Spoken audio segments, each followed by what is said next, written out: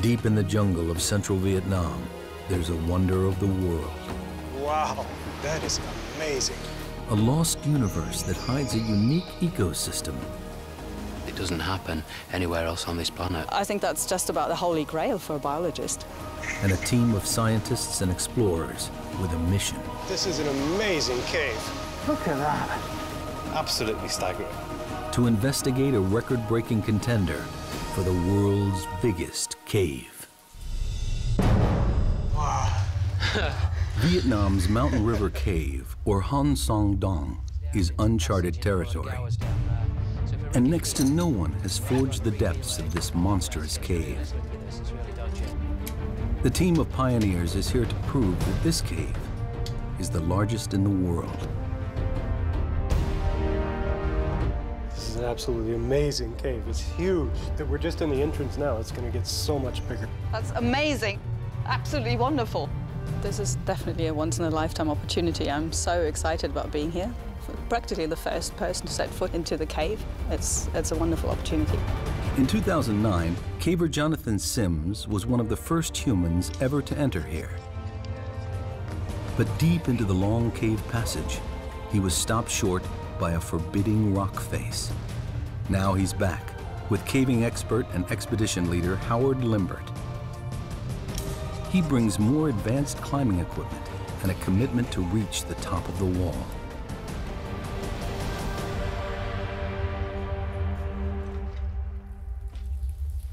The expedition begins with a dangerous 328-foot rappel into the first massive cavern.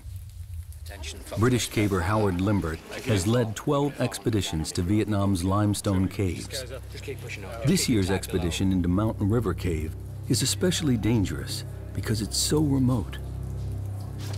Well, Anybody can fall, twist their ankle, break their ankle, that could happen. And if that happens, you know, then we've got a rescue on our hands. Rope free, Annette. German zoologist Annette Becher is anxious to enter the unique underground world within. Scientific opportunity and a caving opportunity as well at the same time. It's fabulous. Daryl Granger is here to unravel the mysteries of Mountain River Cave.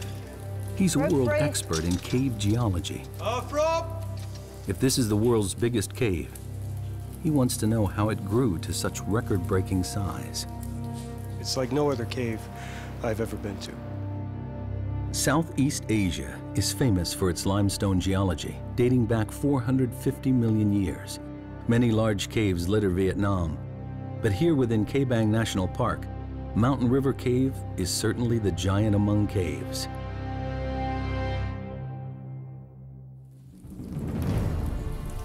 In the 2009 expedition, Limbert and his team were only able to fully explore the first section of the cave. But they found areas they estimated to be about 500 feet wide and about 650 feet high. That's over 3 times the height of Niagara Falls. Deer Cave in Sarawak, Malaysia, currently holds the title World's Biggest Cave. From what they saw last time, Limbert's team is convinced this cave may be bigger. Let's try and get the map of the cave in some sort of order. Yeah. To claim the world record, they need hard evidence. All this is unmeasured. That's why we've got to survey it. To find, you know, just how big it is, whether it is the biggest cave in the world, we've got to do a serious survey. This passage here, for surveying, it was really, really hard work. Jonathan Sims is one of the 4 cavers who drew up this rough original survey of Mountain River Cave. And what we really need to do next is get over this wall. He knows the wall that defeated him back in 2009 is their biggest challenge. It's a dangerous obstacle to overcome. Made of loose calcite and mud, it stands at nearly 50 feet high. We just weren't expecting anything like that. Well as that.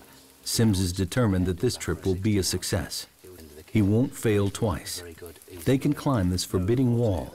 He's convinced that the enormous cave continues on. And as a backup, there's this static sump which didn't look particularly potable. They estimate the wall is about 3 miles into the cave. From the 328-foot rappel at the entrance, it will take the team half a week to reach the final survey point at the Great Wall of Vietnam. After the initial drop, there's an 1,150-foot scramble leading to the first of 2 river crossings. From here, the team needs to climb high, following the river through the natural valley of the cave. Then there's a descent down to a level sandy area and to the first of 2 dolines, collapsed holes in the cave's surface.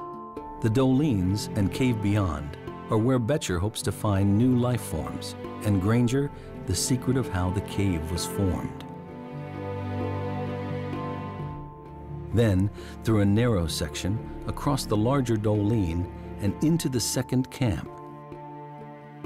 So far, the final part of the cave surveyed is the last quarter mile before the Great Wall of Vietnam. And then, it's into the unknown.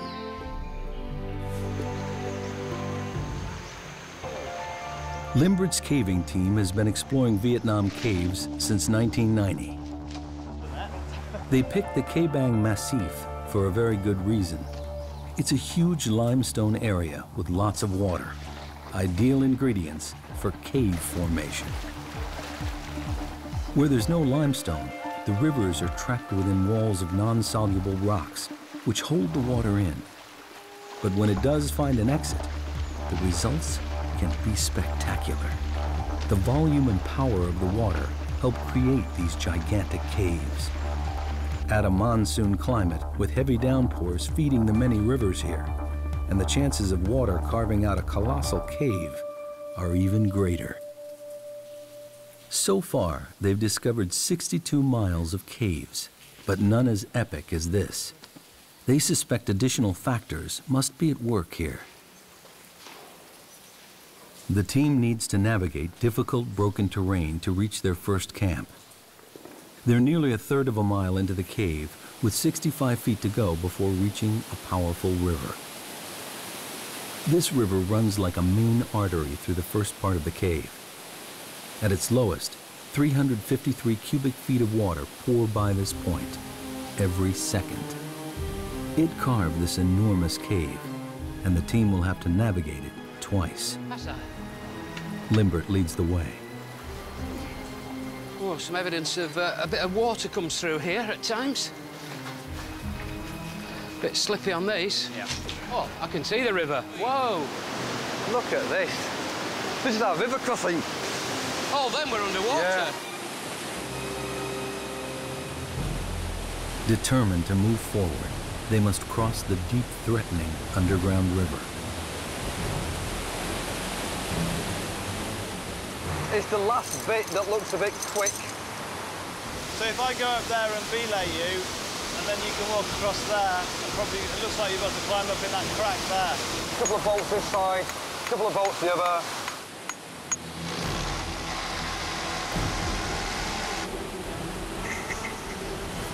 It's life and death, really. So, I mean, it has to be right.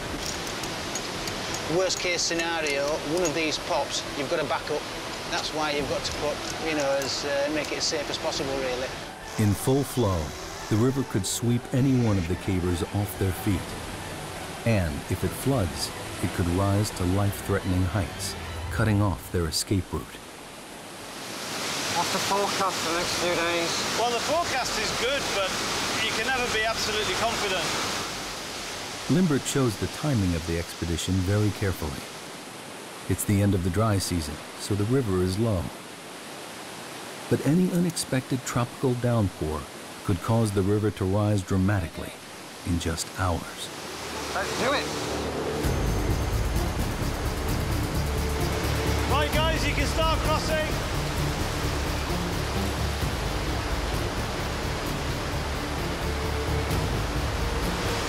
Next one.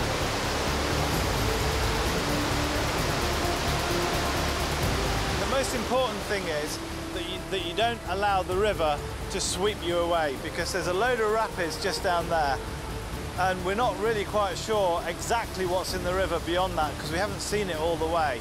And there could be all sorts of very sharp rocks and all that kind of thing. And the last thing you want is to get swept down the river, because it could be serious injury or even life-threatening. I'm actually quite nervous about river crossings because I'm quite a slight build, and I've been in flooding caves before where when you put your hands on something, your legs just get swept away from underneath you and you can't get them back down on to get footing. It is actually really, really dangerous.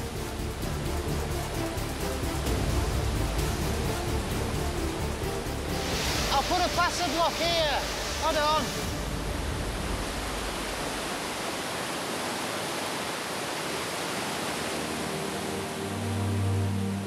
A major obstacle conquered.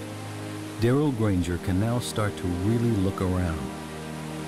You can see big formations, big stalagmites over there. Check that one out. This is an amazing cave. We came down those big slopes, we've come through the rocks, and we finally made it down to river level.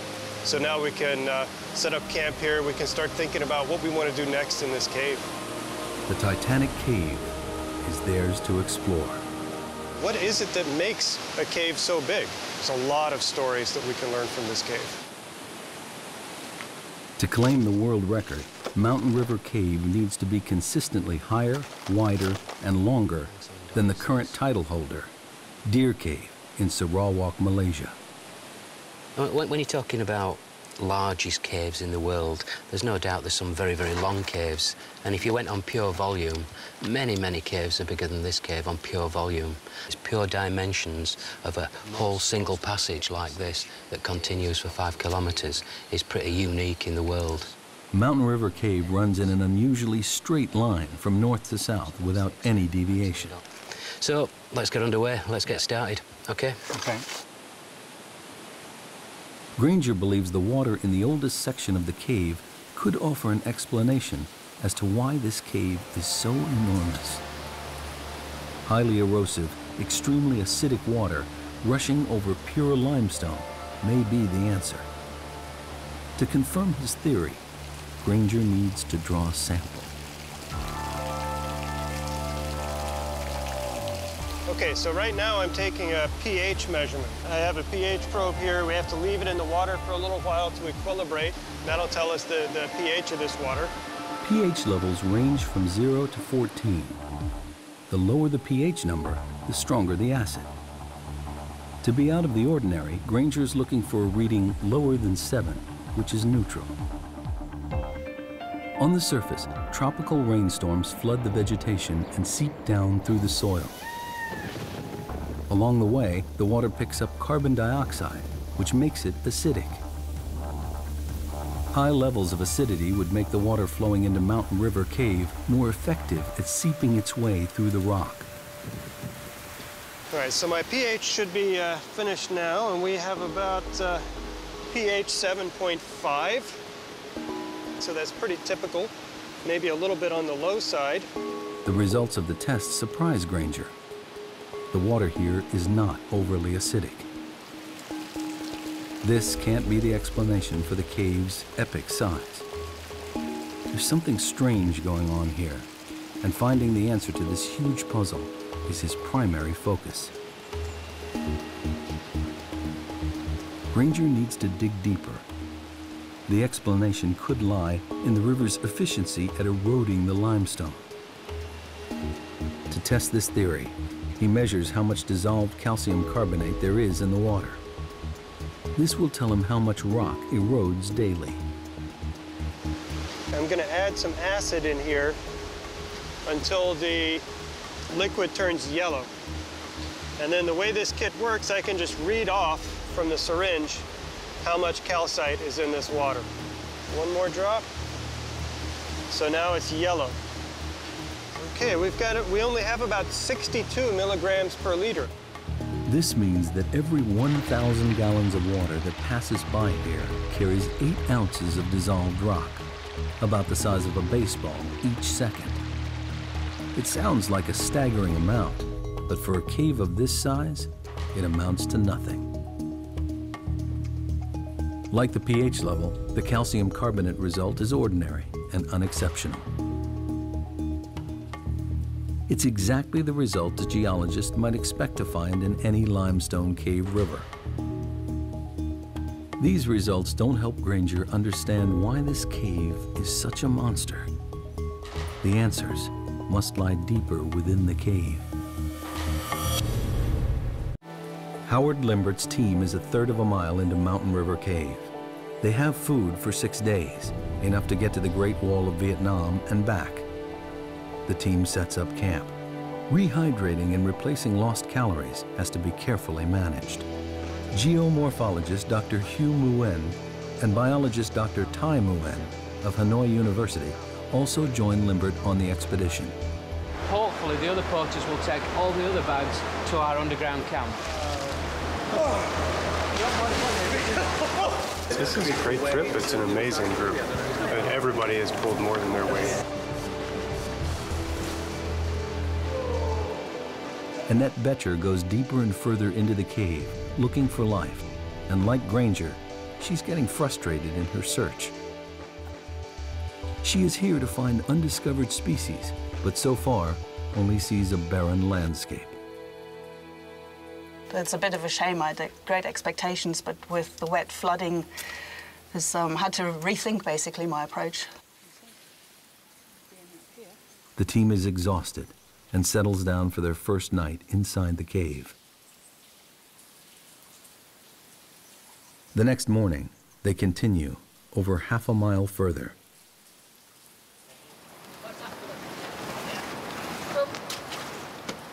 Darrell Granger has explored some of the largest caves in the world. But this one is about to reveal something he's never seen before. Deep in the heart of Mountain River Cave lie the magical and mysterious dolines. Wow. Yeah.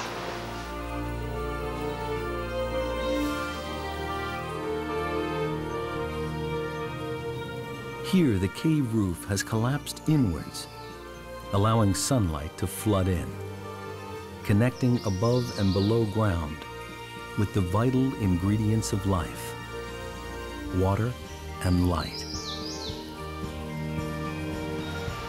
Man, this is the world's biggest cave. The rest of this stuff is just building up to it. That is amazing. That's 1.5 kilometers away. That is huge.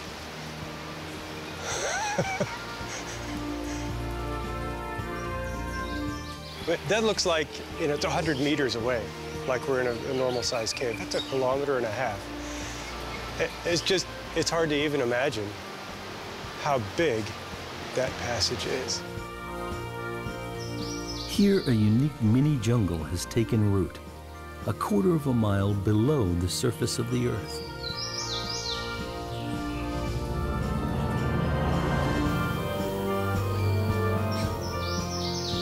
Seeing the jungle, basically, in the middle of the caves is one of the most beautiful sights. It's just absolutely incredible. It's got to be one of the wonders of the world. It doesn't happen anywhere else on this planet. I think that's just about the holy grail for a biologist. For Granger, the doline is an unexpected window into the structure of the limestone here. It's also a view of Mountain River Cave's Achilles heel. This is a good example of a special type of doline. This is a collapsed doline. So that happens when you have a cave passage and then the surface collapses into that cave. And it happened here because we have really thin beds. You can sort of see them on the back side of the wall, and they're just not strong enough to hold up this cave roof. At some point in the cave's past, the river ate away at the cave roof where the limestone beds are thinner. The river damaged the ceiling rock so much that eventually the roof collapsed. This collapse is known as cantilever failure. You can think about, theoretically at least, having a piece of rock sticking out like a diving board. You can only stick it out so far before it breaks off under its own weight. And that's exactly what happens. As you make the cave bigger and bigger, you're forcing basically a diving board of rock, a slab of rock to stick out and support its own weight. The limestone beds in this part of Vietnam are especially thick, with very few cracks or weak points. The river tunnels through this landscape, challenging the strength of pure limestone. And the dolines brutally reveal the few places where the rock beds are thinner, weaker, but still divine. Here, open to the sun and the rain, life thrives.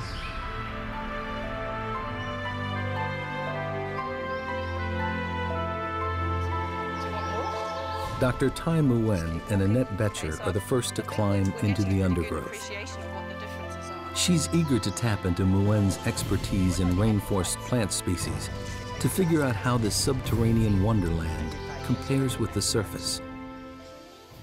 After disappointments in the first part of the cave, the Doline fulfills Betcher's expectations. Here is an area rich with life, a unique and unexplored ecosystem. This is absolutely fantastic. It's a treasure trove for biologists. And everything that lives here has got here by complete chance. So birds have dropped seeds, plants have sprouted up. This species outside is evergreen. Okay. Yes. Right. But here it's fall down the leaf in the winter, I think so. Okay, so you think it's evergreen outside, but yes. it's deciduous in here. And so the young leaves, are those the red leaves? Are those young leaves? Okay, right. Betcher had hoped to find new species of plants evolved to flourish in this strange underground world. But Nguyen doesn't see examples of unique evolution. Instead, he thinks the plants in the Doline are showing extreme adaptation. It's a process known to biologists as phenotypic plasticity. In particular in plants, their outer form is very variable. They can adapt themselves very much to their environment. So there could be two plants that are perfectly the same species, have the same DNA, but because they're in a different environment, they actually look quite different. That's the plasticity bit. So I think we're seeing an example of spectacular phenotypic plasticity. Unique adaptations appear throughout the Doline. In the tropics, trees are usually evergreen due to the absence of seasons. But down here, they're deciduous, with sparse foliage and narrow trunks. Dr. Nguyen theorizes that this is how the trees adapt to the comparative lack of water and shortage of light.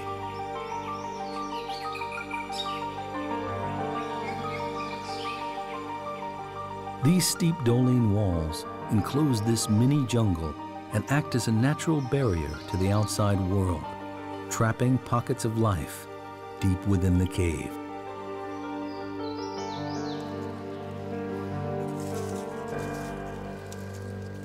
Betcher looks for soil thick enough to lay some surface traps. Alcohol will preserve any creatures that venture in. Now she must try to find any signs of life in the dark cave.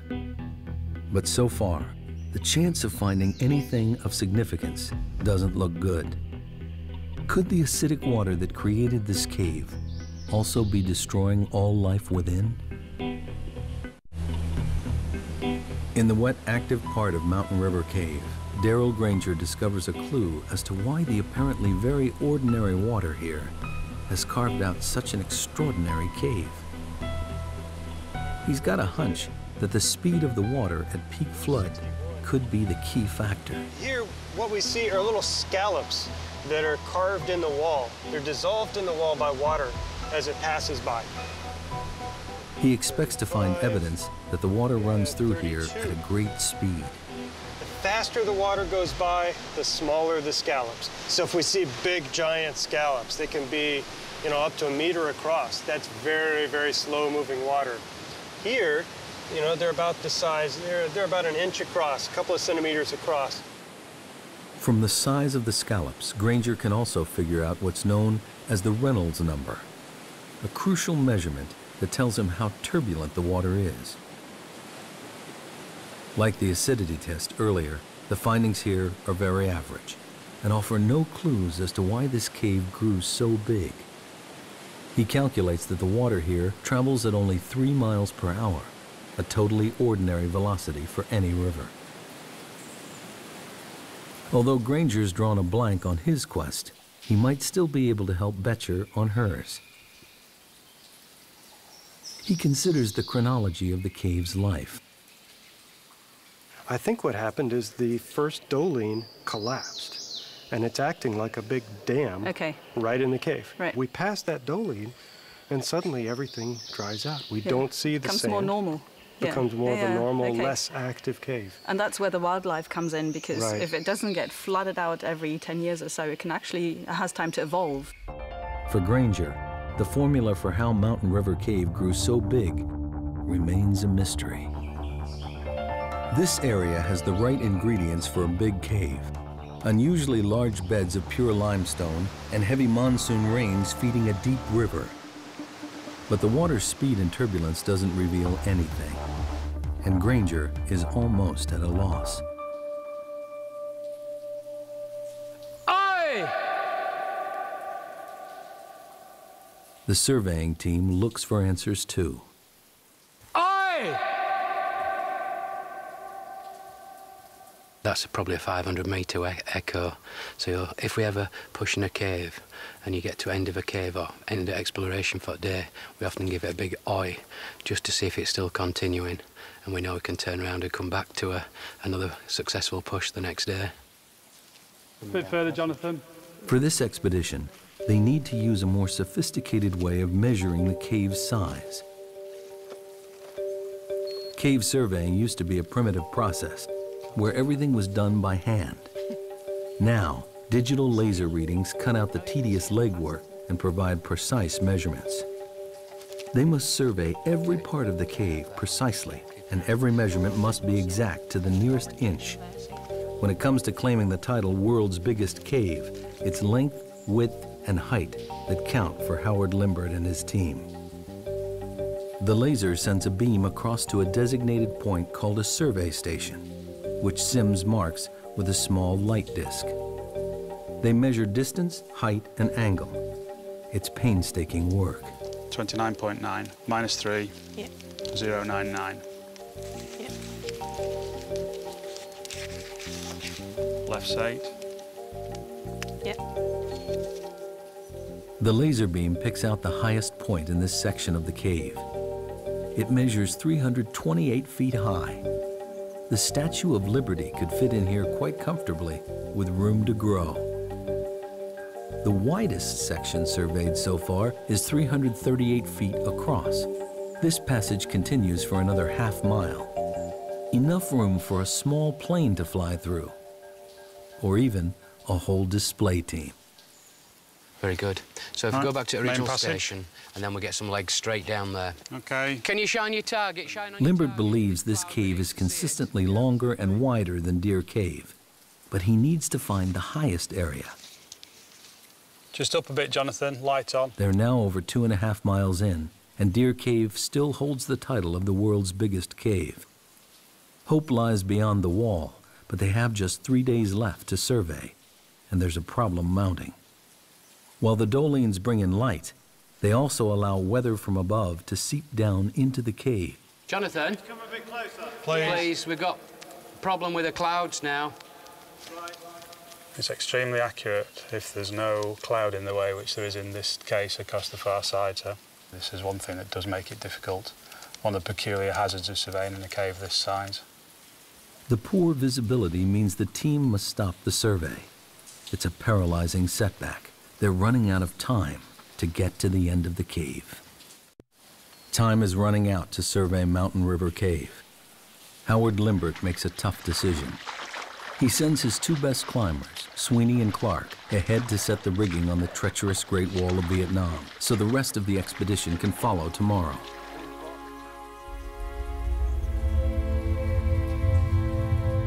If they can't scale it, they may not finish the survey, and we'll never know just how big this cave really is.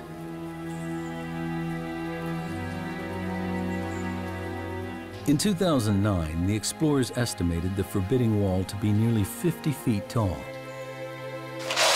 Now, Clark and Sweeney think it's much bigger, estimating 200 feet, nearly the height of a 20-story building. They have the gear for the challenge, but the wall is going to be a longer, more dangerous climb than they expected. Geologists call this a flowstone, rock made weak and fragile by water dripping from the ceiling. the first 15 foot is this, which looks very good, but if that's what it is. This wall could be the mission's downfall. That's just mud and gravel, is that? Ouch. It soon becomes clear this cave is not going to give up its secrets without a fight.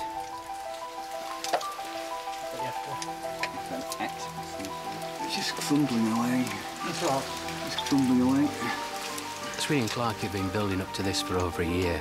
It's something that they're particularly interested in is climbing and climbing the wall. What we're climbing in is a very soft mud, calcite, and so normal bolts would just fall out. It's going to be a difficult and exhausting climb. Back at the camp, the extreme conditions are taking their toll, even on those who are not battling the wall.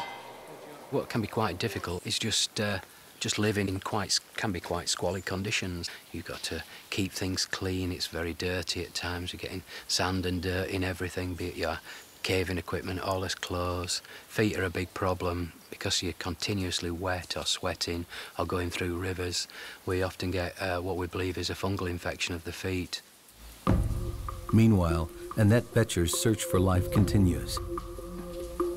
She came to Mountain River Cave to find new species, but with only a mile or so to go before the wall, she has yet to discover anything out of the ordinary.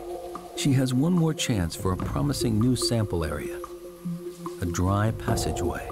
That's where the opportunities are with this fantastically big cave. So I can go into those and look for those tiny critters that will be evolving in their large, dry side passages in their alcoves.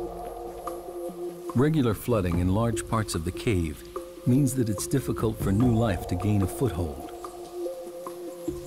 But in these dry alcoves, Boettcher thinks she may find isolated species which have had time to evolve and flourish in complete darkness.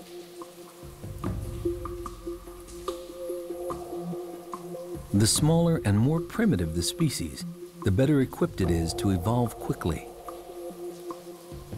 Evolution takes a long time. If you have something like 2 or 3 generations a year, you can evolve at much greater speed. And mammals don't tend to have those generation times, so a white blind bat in the cave is unlikely. Because of the cave's sheer size, species can easily get cut off from each other. In isolation, Boettcher believes it's possible for weird and wonderful offshoots to evolve. Oh my word, look at these. Zoologist Annette Boettcher finally strikes gold in Mountain River Cave. This is the first white woodlouse that I've seen ever in the cave. On the surface, they would be dark colored, probably dark gray, slate gray or black. This is not something I expected to find here, so I'm very pleased. Come on. I'm almost 100% certain that this is a new species. And the reason being is that to have a new species, you need isolation, geographical isolation, but this is a pretty isolated place. They look different. There's nothing nearby that I've seen that's got no pigmentation. It's a woodlouse, all right, but it'll be a new species of woodlouse, and it'll be specific to Hang Song Dong. It's about as good as it gets. It's a fantastic discovery for Boettcher, a species that has adapted to its environment and survived the great floods of water that helped create this cave. Well, there's absolutely no chance that anybody's ever seen these creatures before, and that's what really excites me. It's a wonderful discovery.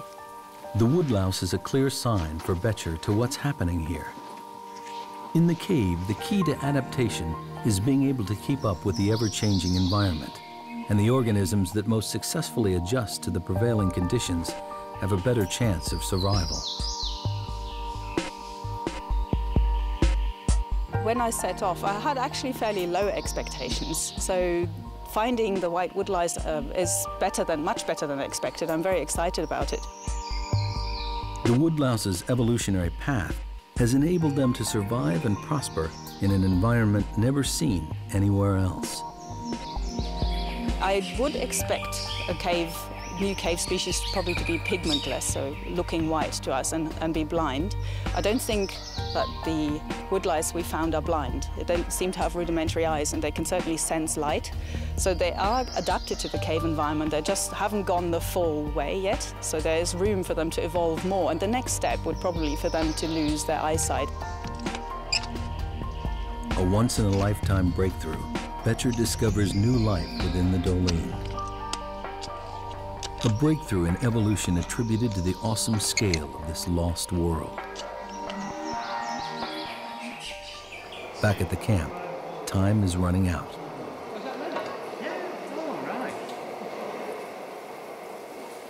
Climbers Sweeney and Clark continue in their battle to secure rigging on the wall and ready it for the rest of the team.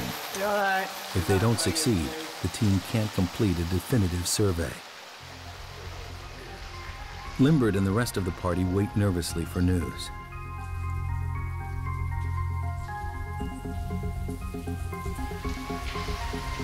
As time runs short, Darrell Granger is convinced he's near to cracking the geological puzzle of why this cave is so large.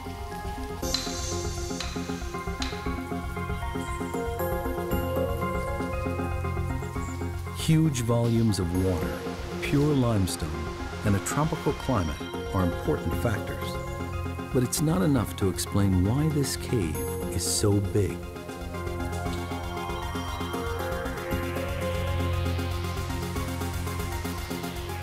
In a bid for answers, he returns to his maps of the region. So this is a digital elevation model. It shows the area that we're in. Right in here, this is the Kabong National Park. Granger suspects the critical evidence lies in the cave's geography. He spots an old fault line on the map. It seems to mirror the underground route plotted by Mountain River Cave. This could be the answer he's looking for. You know, the real light bulb moment is when I saw the fault line, and then everything kind of clicked. What I notice are these straight lines in here. They go due north and south, and remember the cave here goes north and south. And I realized we're right on that fault right there. That's exactly what formed this cave. There's that same fault right up there.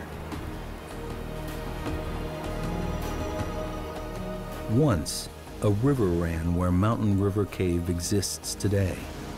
There was a deep vertical crack in the Earth's crust, a fault. Eventually, the river water eroded the limestone and went deep underground. Once the water filled the fault and found the exit, the river started to erode the rock along the crack, and a gigantic cave was born. But there's another key factor. The fault was narrow. When the water began to carve this mega cave millions of years ago, the narrow shape of the fault fortified the cave. The reason the caves fall apart, the reason they break down, is often because they get too wide, and the limestone roof can't support that long a length. Here, the straitjacket of the geological fault restricts the cave's width, reducing the possible risk of collapse and allowing the cave to continue to grow in a straight line. The fault is very vertical, and that has also influenced the cave development and helped turn it into what's probably the world's biggest cave. And that's because the walls are perfectly vertical. They're nearly vertical here. And so the cave is very, very tall. The 1,300-foot-high dolines show what happens when a cave weakens. Granger has every piece in place. Unusually thick, pure limestone, a huge catchment area feeding a large river, an underground fault line, the right shape to contain a stable cave passage, and finally, a river on the limestone surface that made a cave at the first opportunity. A perfect formula to build a gigantic cave. The title of the world's biggest cave could rest on reaching the top of the Great Wall of Vietnam. But first, they need to know if Sweeney and Clark have managed to climb it. 2.5 miles in, Limbert finally gets the news he's been waiting for. His team has reached the top of the wall. The height or pitch is even more than anyone anticipated. reckon it's something like 80 metres we've come up. I think we've used about 80 metres of rope. 80-metre pitch? 80 metres. Great news, yeah. That's his main objective of this trip, is to get up that wall, and we've done it. This morning I was very doubtful we were going to do it. I thought we were going to be too tough, but they managed to get up. They've done a brilliant job. 80 metres is a big climb in those conditions. The good news brings speculation as to what lies beyond the wall. I'm not going to be surprised if that's the end of the cave. I know Howard thinks it's going to turn left. My inclination is it's going to go straight there and terminate. But, you know, that's what we're going to find out.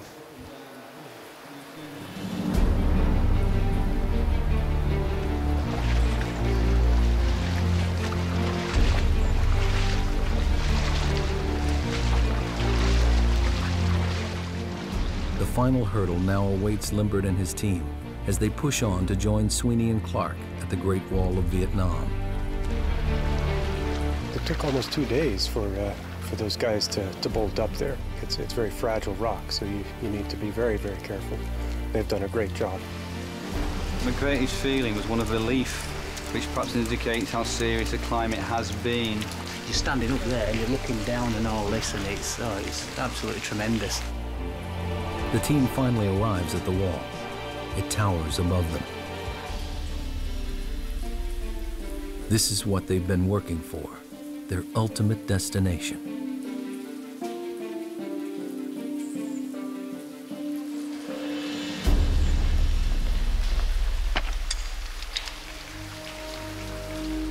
Limbert and Jonathan Sims are looking for a section of the cave that beats the highest point in Deer Cave. They haven't found it yet. And if they can't get up the wall, they'll never know how tall the cave really is. It'll be very, very dangerous. So we'll have to be very, very cautious going up the wall. It's only for experienced cavers, really. Limbert makes a difficult decision. Only the surveying team will go up the wall. It's too dangerous for Granger and the film crew to follow. This is it. We're about to go up and push into the unknown, as they say. Who's going up first, then? Sweeney.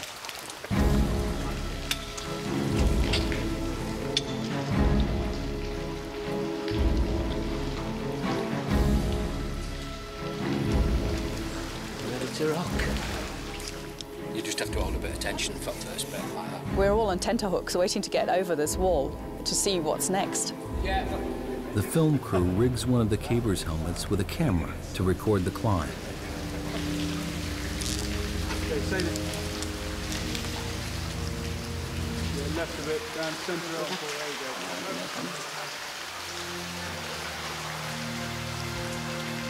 They can only watch as Limbert leads the team up on the final stage of the journey.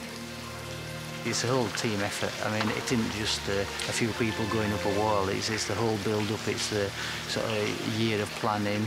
It's all the prep. It's the porters. It's absolutely everything that gives a few people the chance to do something like this right at the end. The cavers attack the Great Wall.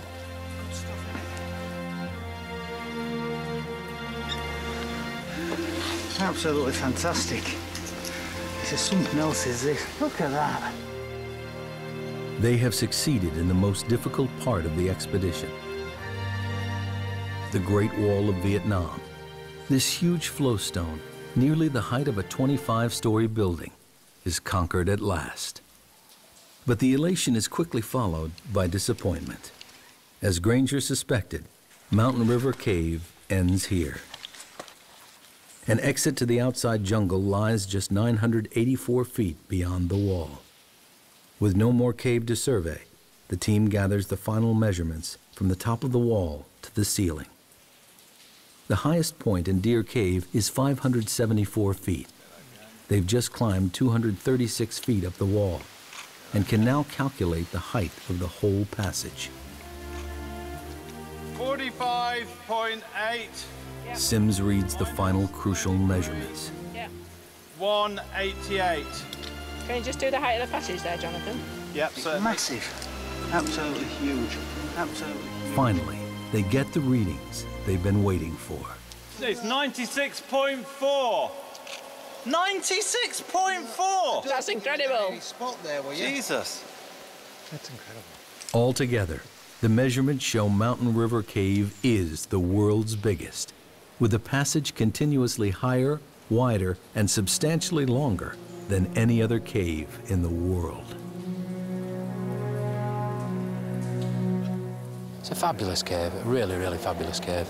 Really enjoyed ourselves. We had a great time, we're having a really, really good time. It's just mind-blowing stuff, is this? It really is, and it just don't get much better. This has been a tremendous experience for me. I feel very lucky to have been invited on this trip to see the world's biggest cave and try to figure out the science behind this cave.